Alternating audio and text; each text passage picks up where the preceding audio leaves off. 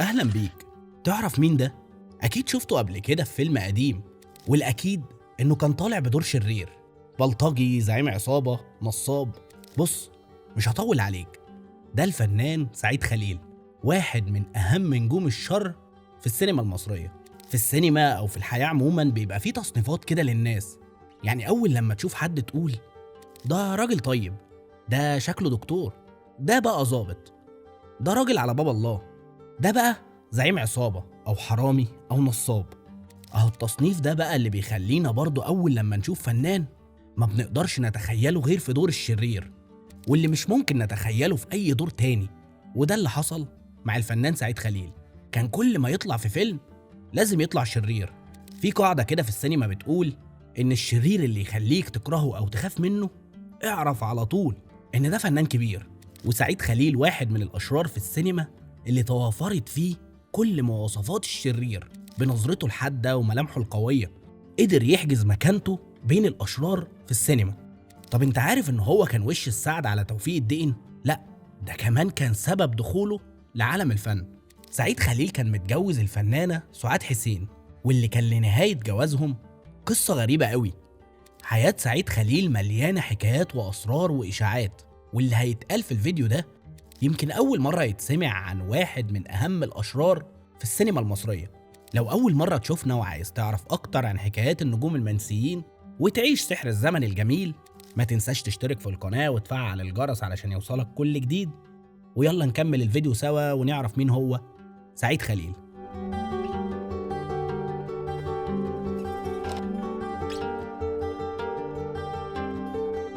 يوم 18 مارس 1911 اتولد الفنان سعيد خليل، واحد من أشرار السينما المصرية.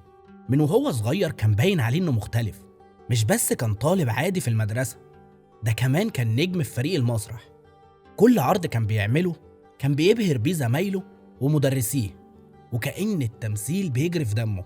تخيل كده طفل صغير واقف على خشبة المسرح وكل اللي حواليه مبهورين بأدائه، وبالصدفة يشوفوا القدير عزيز عيد أبو المسرح المصري. عزيز عيد كان دايما بيحب يحضر عروض المسرح المدرسي علشان يكتشف المواهب.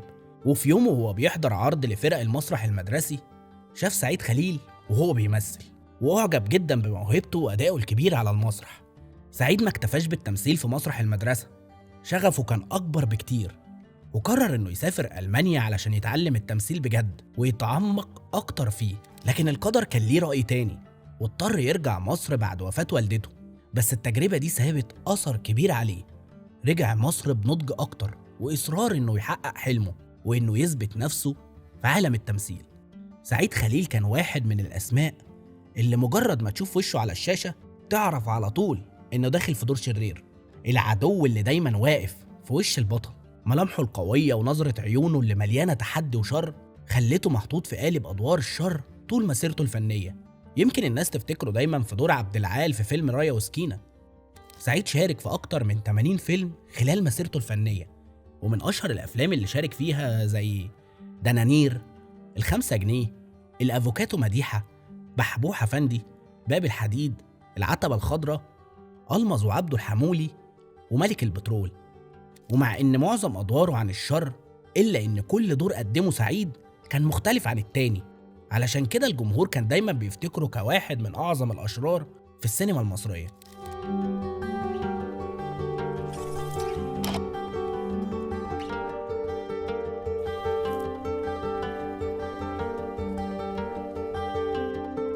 هوس الشهرة والترند، اللي كتير ما يعرفوش إن الترند ده حاجة قديمة، بس زمان كان مختلف شوية عن دلوقتي. عندك مثلا قصة سعيد خليل وزوجته الفنانة سعاد حسين، كانت مليانة دراما وشائعات لدرجة إنها وصلت للمحاكم. اتقال إن سعاد رفعت قضية طلاق على سعيد وطلبت الانفصال لمدة شهر واحد بس. أيوة، زي ما سمعت، هي عاوزة تتطلق شهر واحد وبعدين يرجعوا عادي. سعيد وقف قدام القاضي وقال إن زوجتي طلبت مني الطلاق لمدة شهر، وعرضت إنها تكتب لي تعهد إنها ترجع لي تاني. وكمل سعيد وقال سعاد بتجري ورا الشهرة، عاوزة الصحافة تكتب عن خبر طلاقها زي ما كتبت عن صباح لما طلقها أنور منسي، وعن شادية لما طلقها عماد حمدي، وعن فاتن حمامة لما طلقها عز الدين ذوالفقار، وليلى مراد لما طلقها أنور وجدي، وتبقى ساعتها سعاد نجمة مشهورة لما تتطلق مني. سعيد قال إن زوجته مصابة بداء الشهرة، وإنها قالت لواحدة صاحبتها قبل كده إن هي هتنتحر وهترمي نفسها في النيل، وصاحبتها بلغت الشرطة اللي لقيتها فعلا واقفة على شاطئ النيل، والشرطة ساعتها حررت محضر بالواقعة. وسعاد ساعتها عملت اللي كانت عاوزة تعمله، والصحافة فعلا كتبت عن محاولة انتحارها. سعاد طبعا نفت كل اتهامات سعيد، وقالت إنها حاولت الانتحار فعلا، بس مش مرة واحدة، لأ دول 3 مرات، لأن جوزها كان دايما بيعاملها وحش وبيتهمها اتهامات باطلة، وبيغير عليها جدا ودايما بيضربها، وكمان ما بيصرفش عليها. ولما طلبت منه إنهم يتطلقوا ويبعد عنها، طلب منها 2000 جنيه علشان يتطلقوا.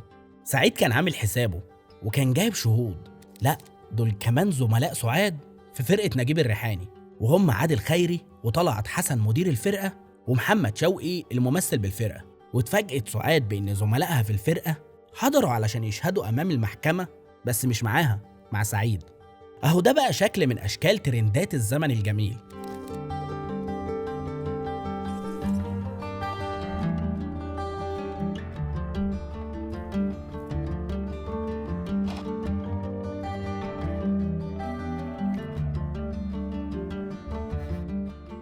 نيجي بقى لسعيد خليل وإزاي إنه كان وش السعد على توفيق الدقن.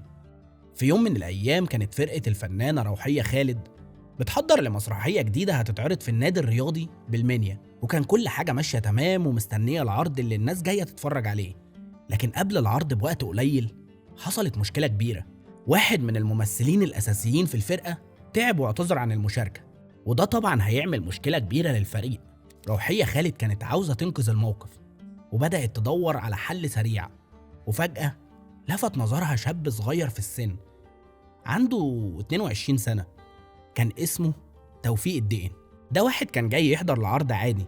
روحية حست إن الشاب ده هو اللي هينقذ العرض، وإن هو ممثل موهوب، وده رغم إن هو ما كانش لسه مشهور ولا معروف، وقررت تديله فعلا الدور. وراحت له وقالت له أنت هتدخل مكان الممثل اللي تعب وتقدم الدور. في البداية توفيق الدقن رفض، لأنه ما كانش عنده أي خبرة في التمثيل، ولا حتى كان بيحلم إن هو يبقى ممثل. بس روحية أصرت وقالت له دي فرصتك، جرب، ممكن تبقى موهبتك هنا. وتحت ضغط الإلحاح وافق توفيق الدقن إنه يجرب، وقعد يحفظ الدور، وفعلا حفظه بسرعة جدا، وقدر يتقمص الشخصية، وطلع فعلا على المسرح أكنه ممثل محترف من سنين. رغم إنه هو أول مرة يمثل، الجمهور كان مبهور بيه جدا، وكل الناس في المسرح عجبها أداؤه.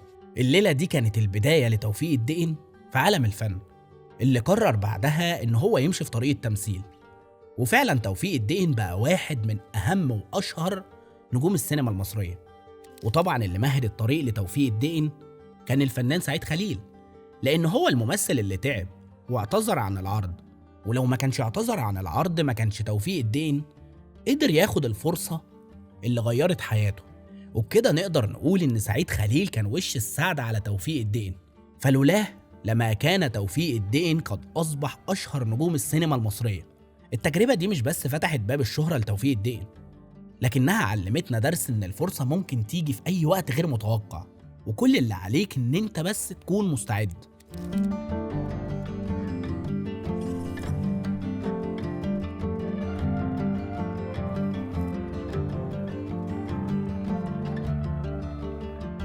سعيد خليل توفي في 28 مايو 1980 عن عمر يناهز 69 سنة. رحل وهو تارك إرث فني كبير في السينما المصرية.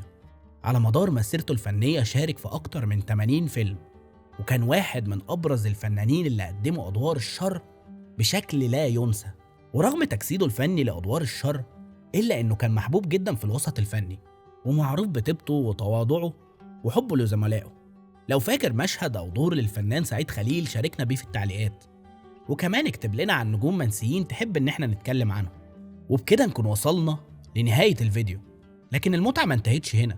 عندنا فيديوهات تانية لنجوم عاشوا في الظل وآن الأوان نعرف حكاياتهم. وما تنساش تشترك في القناة وتفعل علامة الجرس علشان يوصلك كل جديد، وتكون دايما جوه الحكاية. سلام.